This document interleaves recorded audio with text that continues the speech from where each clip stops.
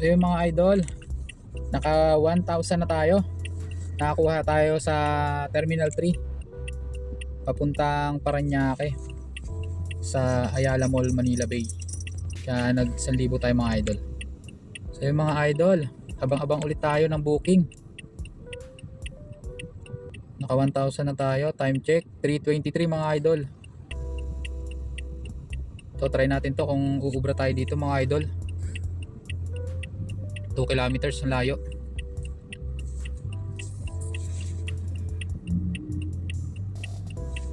Sana i-accept mga idol.